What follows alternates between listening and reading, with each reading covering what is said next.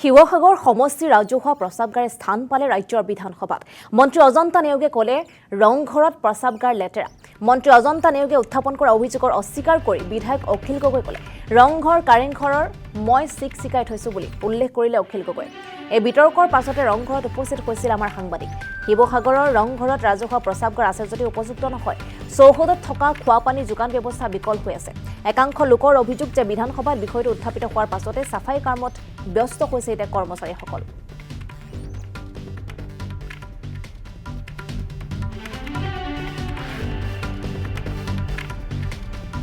যেতিয়া শিৱসাগৰত জেলৰ পৰা যিকি বিধায়ক হৈছিলে তাৰ পৰৱৰ্তী তাৰ আগৰ যদি পটভূমিটো চাওঁ বা ৰংঘৰ কাৰেংঘৰ যদি পৰিৱেশ চাওঁ যথেষ্ট কদৰ্যময় এটা পৰিৱেশ আছিলে লেট্ৰিন বাথৰুমৰ কোনো সুব্যৱস্থা নাছিলে আৰু আহিয়ে অখিল গগৈ বিধায়ক হোৱাৰ পাছতে কিন্তু এইবোৰত আমি দ্ৰুত পদক্ষেপ লোৱা আমি দেখিছোঁ আৰু দেখিছোঁ আটাইতকৈ গুৰুত্ব মানে যদি অখিল গগৈ গুৰুত্ব দিছে টয়লেটটো যাতে তাৰ কেম্পাছটো খুব ধুনীয়া হয় এই কথাখিনি যথেষ্ট গুৰুত্ব আৰু অকল ৰংঘৰ কাৰেংঘৰ বুলি নহয় শিৱসাগৰৰ মানে সদৰৰ কাষত থকা প্ৰত্যেকটো মানে ঐতিহাসিক সম্পদকে খুব ধুনীয়া কৰিবৰ কাৰণে যত্ন কৰিছে আৰু এইটো আচলতে অখিল গগৈ ভাবামূৰ্তি ম্লান কৰিবৰ কাৰণে ভাবামূৰ্তিক অখিল গগৈ সক্ৰিয়তাক প্ৰভাৱিত কৰিবৰ কাৰণে এটা এনেকুৱা ধৰণৰ মন্তব্য বুলি মই অনুভৱ কৰোঁ অজন্তা নেওগে এইটো ৰাজনৈতিক এটা কৌশল ৰাজনৈতিক উদ্দেশ্যপ্ৰণোদিত আচলতে বাক্য বুলি এই কথাটো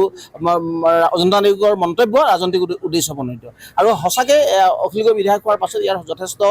ইয়াত টয়লেটৰ পৰা আৰম্ভ কৰি ইয়াৰ কেম্পাছবোৰ যথেষ্ট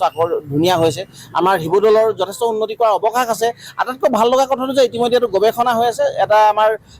ঐতিহাসিক মানে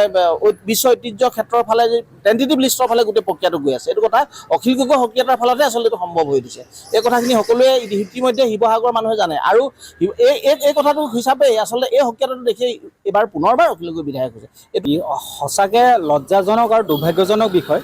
যে শিৱসাগৰ ঐতিহাসিক শিৱসাগৰ বুলি আমি গৌৰৱবোধ কৰোঁ য'ত 600 বছৰীয়া আহোম ৰাজত্বৰ শৌৰ্য বীৰ্য ইয়াত গৌৰৱময় উপস্থিতি আছে যাক লৈ আমি গৌৰৱ অনুভৱ কৰোঁ আৰু সেই শিৱসাগৰক লৈ পেলাই অসম বিধানসভাৰ চলিত বিধানসভাৰ অধিৱেশনত শিৱসাগৰ উন্নয়নৰ বহুত দিশ উত্থাপন কৰিবলগীয়া বিষয় আছিলে কথা আছিলে কিন্তু শিৱসাগৰ সমষ্টিৰ সন্মানীয় বিধায়ক অখিল গগৈ ডাঙৰীয়াৰ যিবোৰ বাতুল আমি এইকেইদিন বিধানসভাত কৰি আছে বা যিবোৰ টুলুঙা মন্তব্য কৰি আছে বা তেওঁৰ যিবোৰ নাটকীয় ভংগীমা কৰি আছে সেই ভংগীমা উত্তৰ দিবলৈ গৈ পেলাই বৰ্তমানৰ মন্ত্ৰী অজন্তা নেওগ ডাঙৰীয়ানে এটা কথা উপস্থাপন কৰিলে বিধায়কক আঙুলি টুৱাই ক'লে যে শিৱসাগৰত তেওঁ যেতিয়া ভ্ৰমণ কৰিবলৈ আহিছে চৰকাৰী দায়িত্ব পালন কৰি শিৱসাগৰ নগৰৰ তথৈবচ অৱস্থা দেখি পেলাই তেওঁ পুতৌ উপজিছে সমান্তৰালকৈ এছিয়াৰ প্ৰথম পেভিলিয়ন ৰংঘৰ যাক আমি লৈ গৌৰৱ অনুভৱ কৰোঁ সেই ৰংঘৰৰ শৌচাগাৰ বাথৰুম প্ৰস্ৰাৱগাৰৰ কদৰ্যময় অৱস্থাৰ কথা বিধানসভাত উপস্থাপন কৰিছে মন্ত্ৰীগৰাকীয়ে আৰু সেই সময়ত দেখা গৈছে অখিল গগৈ ডাঙৰীয়াই কৈছে যে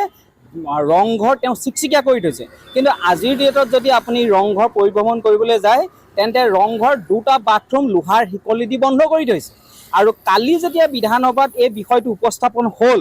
তেতিয়া সম্ভৱ অখিল গগৈ ডাঙৰীয়াৰ নিৰ্দেশত ততাতৈয়াকৈ আজি দেখিছোঁ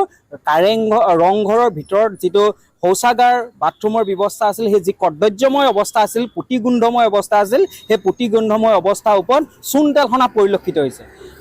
আজি শিৱসাগৰৰ পৰা অখিল গগৈ ডাঙৰীয়াক শিৱসাগৰ ভোটাৰ ৰাইজে দ্বিতীয়বাৰৰ কাৰণে তেওঁক জয়যুক্ত কৰি পঠিয়াইছে শিৱসাগৰ সমষ্টিৰ উন্নয়নৰ কথা আনিবলৈ উন্নয়নৰ বতৰা বাট বোলাবলৈ শিৱসাগৰ সমস্যাৰ আজি বিধানসভাত উপস্থাপন কৰিবৰ কাৰণে যেতিয়াৰ পৰা বিধানসভা আৰম্ভ হৈছে তেতিয়াৰ পৰাই দেখা গৈছে যে শিৱসাগৰৰ বিধায়কজনে কেৱল